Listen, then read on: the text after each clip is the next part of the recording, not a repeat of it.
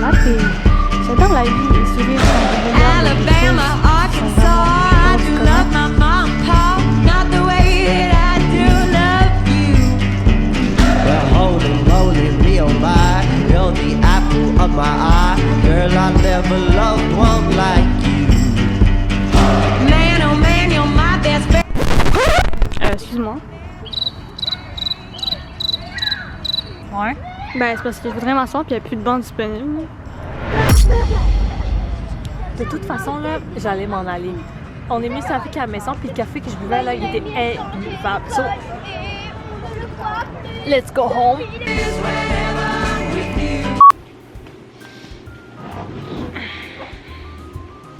Les gens, ils en ont rien à foutre de ta et les gens, ils s'en foutent de toi. Hello guys et bienvenue dans cet nouvel épisode de La Race. Trop content de vous retrouver aujourd'hui pour un sujet super intéressant. Aujourd'hui, on va parler de la peur, ok? Puis la raison pourquoi j'ai décidé de vous filmer cette vidéo aujourd'hui, c'est parce que c'est la rentrée. On est au mois de septembre, il y a le retour à l'école. Puis qui dit retour à l'école dit un petit peu une ambiance de stress, ok? Je sais pas pour vous, mais moi, à la rentrée, c'était toujours une petite période qui me rendait un peu anxieuse, un peu stressée parce que pour moi, la rentrée scolaire, c'était un peu comme le mois de janvier, ok? C'était comme la nouvelle année. C'était plus important, dans le fond, l'année scolaire pour moi que la nouvelle année, en fait. Ouais, vent de fraîcheur. New Year, New Me. New September, New Me, en gros, nouvelle session universitaire, possibilité de repartir à zéro, avoir des meilleures notes cette année, et ainsi de suite, et ainsi de suite, ok? Donc, je me suis dit, je vais filmer une vidéo parce que je sais que le retour à l'école, ça peut être stressant, puis c'est là que la peur peut commencer à vous envahir, en fait. Comme par exemple, t'as peur de pas réussir ta session, t'as peur de pas te faire des amis si c'est la première année d'université ou de cégep pour toi, ou encore, t'as peut-être peur de faire comme un changement de programme parce que ça fait 3 ans que t'es dans ton bac, ok? Tu t'es rendu compte à la dernière année que c'était vraiment pas fait pour moi cette affaire-là, mais t'as trop peur de faire le changement parce que tu te dis, mon Dieu, mais qu'est-ce qu'ils vont penser de moi, ma famille, mes amis, ou encore tu te dis, j'ai trop peur de mettre encore un 2000$ par session pour les 3 prochaines années dans un bac qui va être différent. Puis ça, je comprends totalement en fait. Mais là, moi, mon objectif ici, c'est un peu de t'aider à dealer avec la peur. Je vais pas te dire qu'on va pouvoir l'éradiquer ensemble aujourd'hui, mais t'amener une nouvelle perspective puis voir les choses un petit peu différemment, ok? Parce que moi aussi, j'ai longtemps été atteinte par la peur. Puis je sais que c'est un sentiment qui te pousse à t'imaginer 36 000 scénarios possibles pour pas agir. Ton cerveau, en fait, ce qu'il se met à faire, c'est qu'il se met en fait à voir toutes les hypothèses qui vont peut-être arriver si tu émets une action. Puis là, le cerveau, il est vraiment bon pour être vraiment créatif à ce moment-là. Ça veut dire que tu vas vraiment imaginer des trucs un peu en mode pente fatale.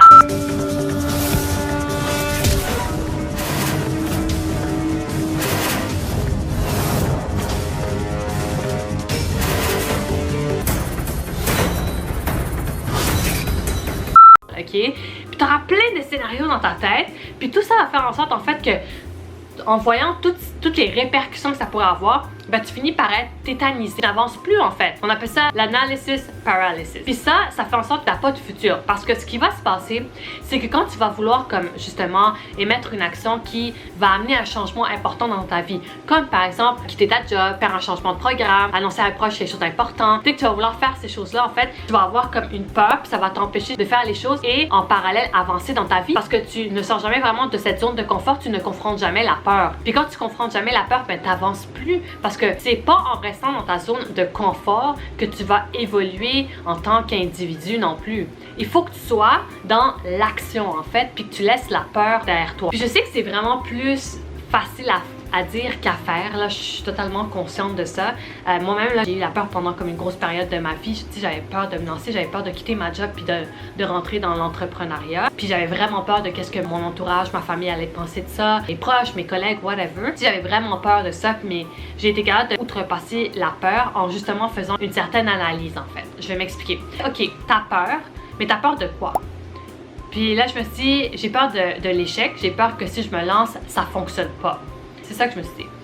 Mais là, j'ai eu comme une rétrospection, ok? Je me suis dit, qu'est-ce qui va se passer si tu agis pas? Alors, je me suis dit, si j'agis pas, ce qui va se passer, c'est que je vais rester dans la situation que je trouve qu'elle est pathétique. Je vais rester dans cette zone de confort qui ne me plaît pas. Je vais rester dans cette situation que j'aime pas, que je suis pas heureuse ni épanouie dedans.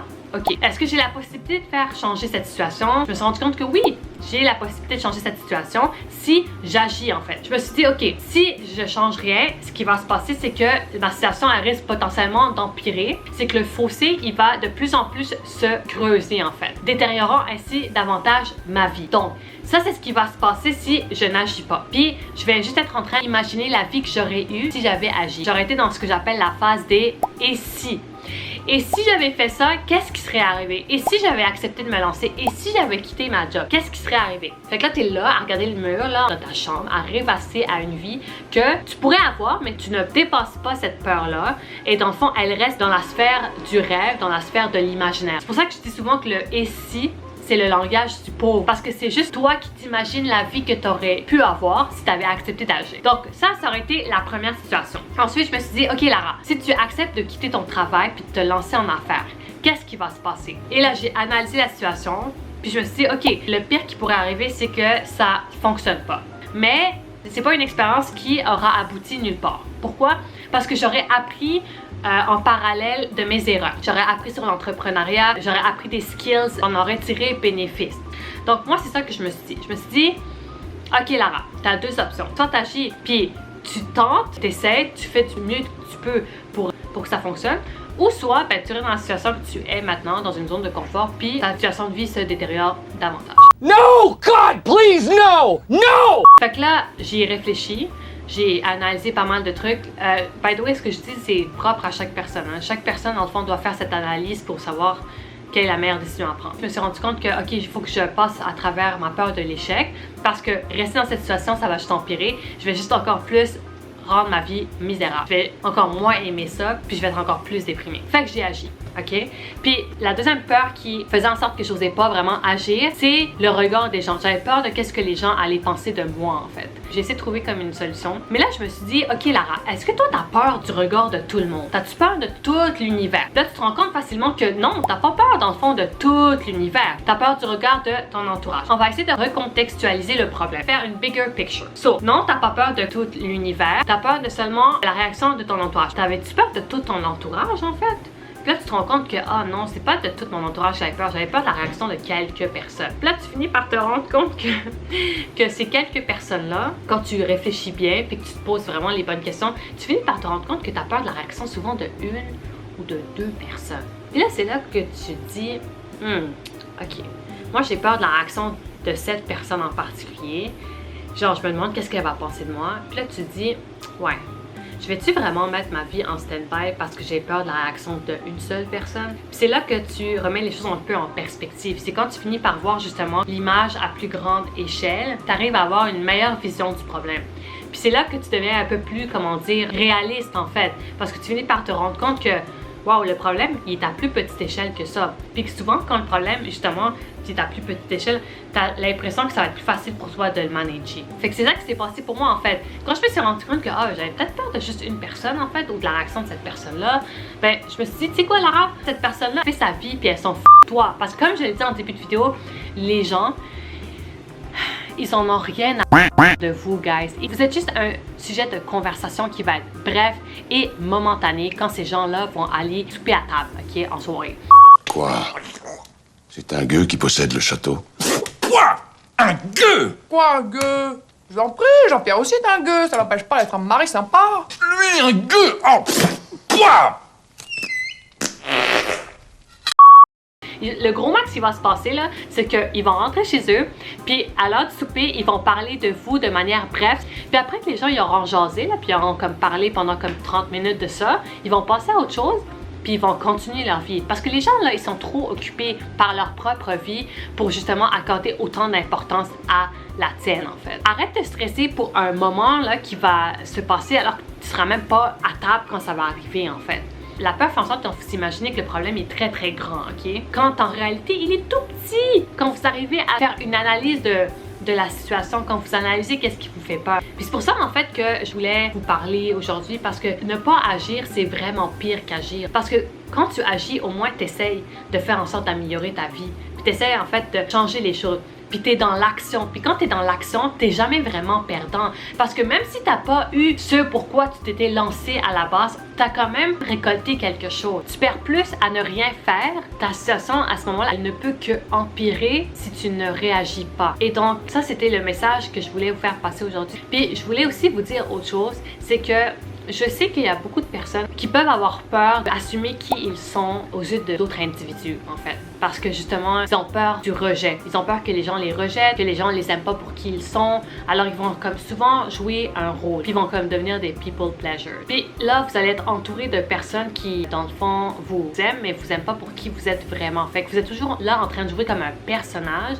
Puis l'affaire là, c'est que tu peux jouer un personnage longtemps, mais à un moment donné, comme le naturel va vouloir revenir. Parce que chasse le naturel puis il revient au galop, right? Puis l'affaire, c'est que si toi, dans le fond, t'es pas capable d'être assez confortable avec ton entourage pour être qui tu es, c'est que peut-être aussi l'entourage que tu as, il est pas bon pour toi en fait. Parce que si les gens autour de vous ne vous aiment pas pour qui vous êtes vous, alors vous ne devriez pas accepter d'être avec des personnes comme ça en fait.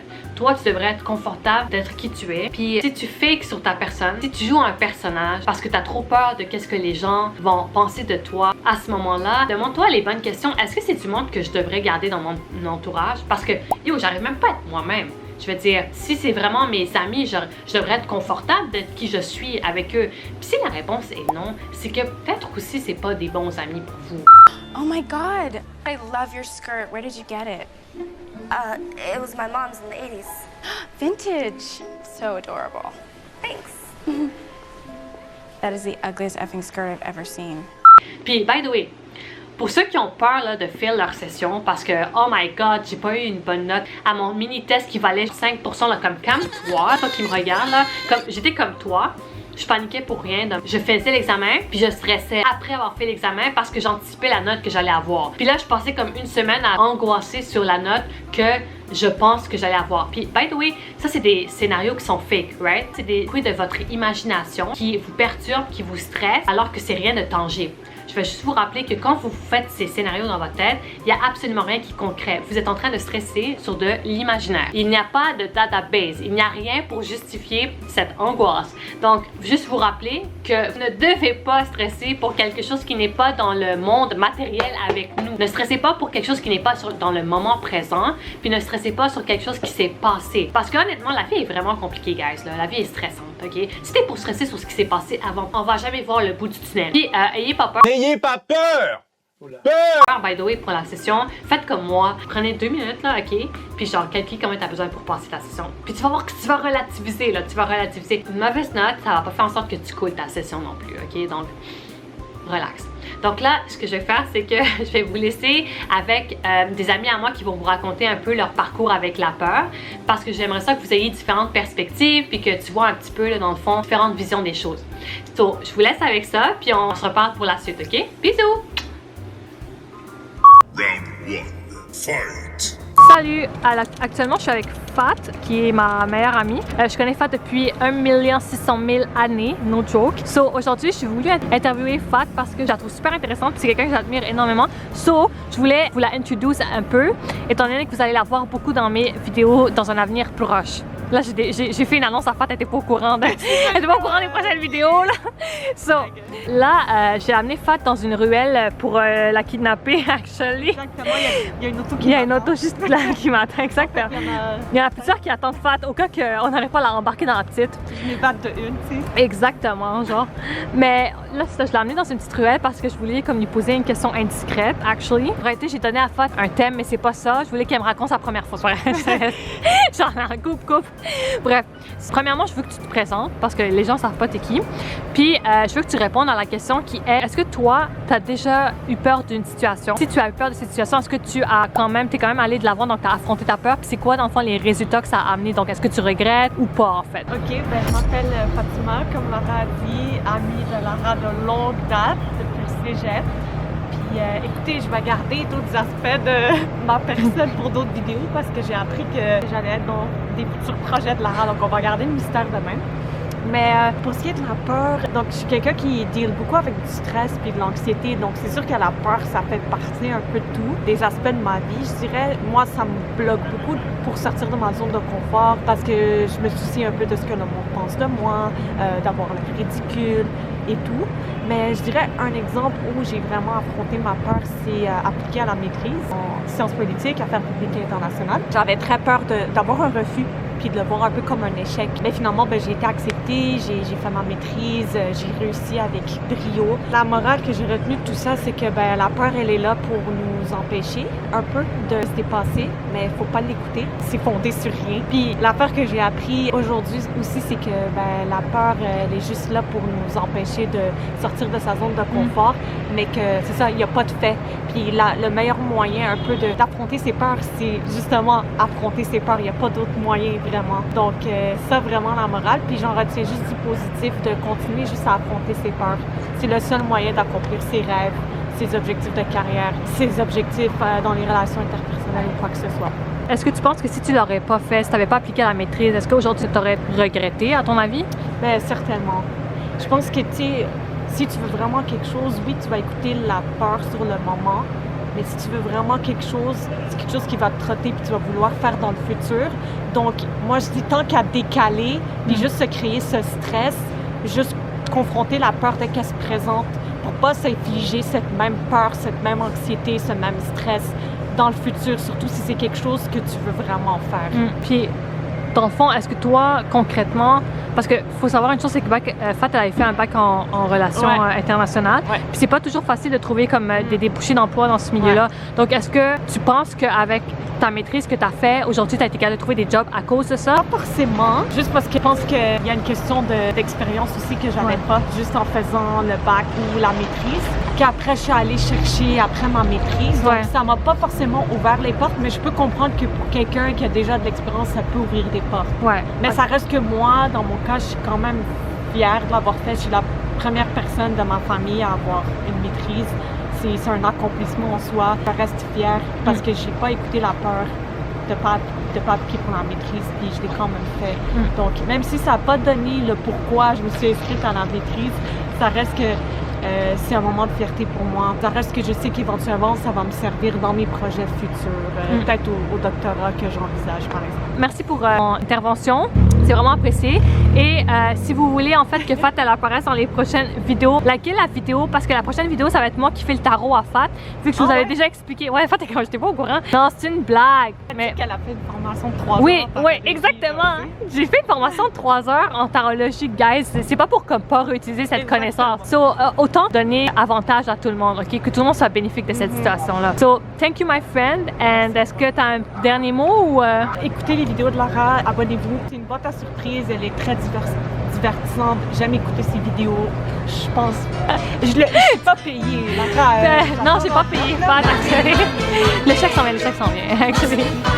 Non, mais juste rester à l'affût pour les vidéos de Laura. Elle a beaucoup à Thank you. donner. Merci, my friend. Thank you. Merci à tout le monde. Puis on se retrouve pour le prochain invité. Bye! Round 2. Fight. Bonjour, je m'appelle Karim, je suis un ingénieur d'infrastructure à Angie. Donc une situation qui a été difficile, où j'avais un choix difficile à faire, c'était en fait au début de ma carrière. Donc j'étais un étudiant à l'université en génie logiciel et donc j'ai commencé à travailler en tant qu'interne et j'ai eu une opportunité où j'avais un peu le choix entre continuer de travailler et d'arrêter d'étudier ou de freiner un peu ma carrière puis de finir l'université. Donc tout le monde autour de moi me disait continue l'université, sinon ça va te mettre plein de bâtons dans les roues plus tard, puis tu vas pas pouvoir avancer dans ta carrière. Et ce que j'ai décidé de faire, c'est en fait d'écouter personne et de faire ce que je sentais que je devais faire et de continuer à travailler et de me pousser dans ma carrière. Et en y pensant, je trouve que c'était une très bonne décision, même si maintenant je compte finir mes études. Le fait que j'ai pris cette décision, ça m'a poussé à vraiment apprendre dans le milieu du travail et de propulser ma carrière parce que je devais apprendre par moi-même à la place d'attendre que quelqu'un m'enseigne. OK. Et c'est Lara Montage qui voulait juste faire une petite intervention concernant ce que Karim a dit ici. Juste vous informer qu'il y a différents styles d'apprenants. Donc, il y a des personnes qui sont plus auditives, d'autres qui sont plus visuelles. Donc, ça dépend de chacun. On apprend tous de façon différente. Il y a des personnes qui sont davantage axées pratiques, comme Karim ici, et d'autres plus théoriques. Donc, à vous de trouver, dans le fond, c'est quoi qui vous convient le mieux. Bisous! Des choses. Et donc, c'est une décision difficile, mais je pense que j'ai pris la bonne décision quand j'ai fait ça. Round 3. Fight!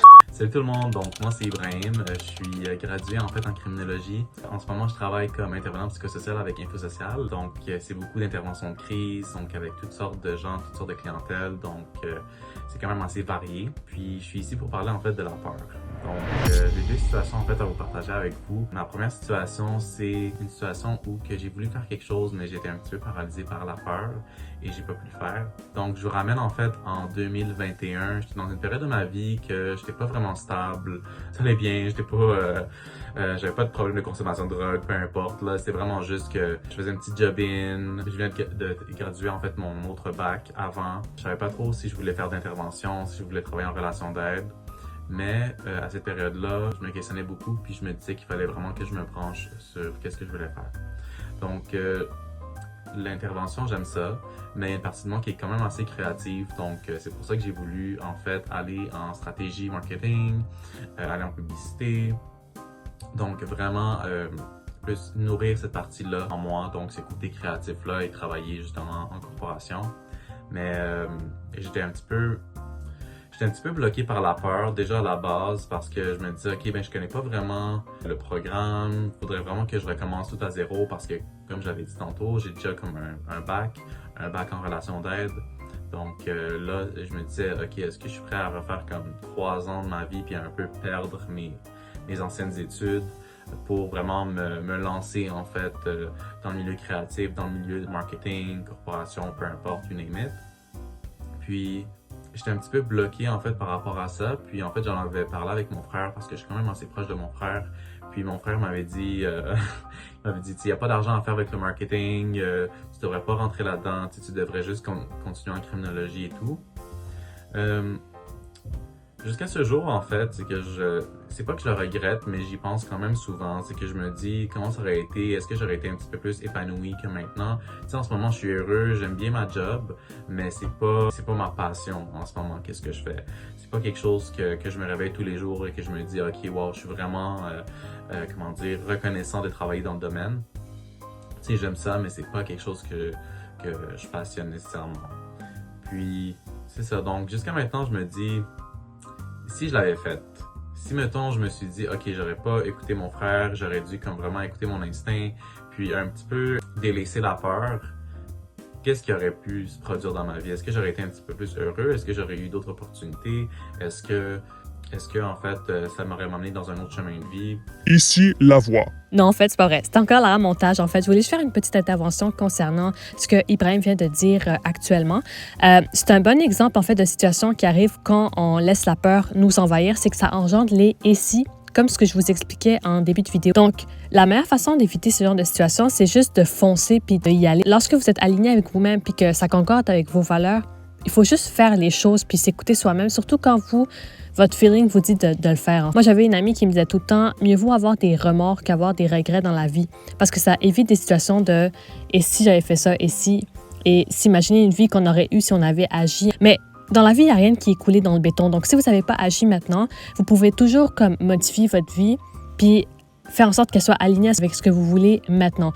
Donc, si Ibrahim veut retourner aux études dans quelques années ou dans quelques mois, il peut toujours le faire puisque c'est lui le maître de sa destinée, puis il peut faire ce qu'il veut de sa vie, en fait, en gros.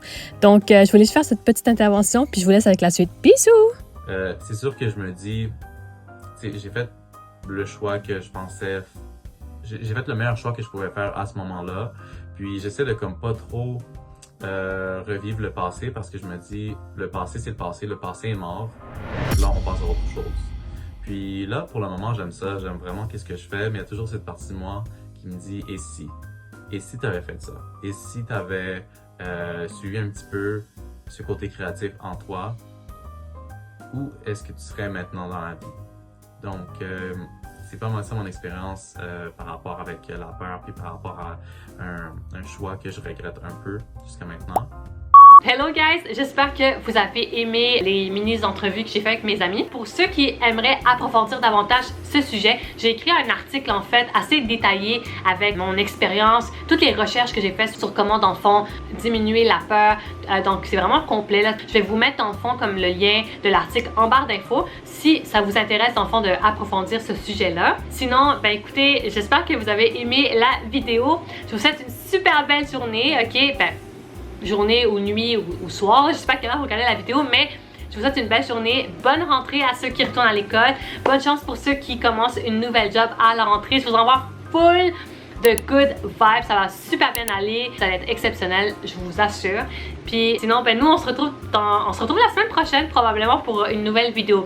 Prenez soin de vous, bisous!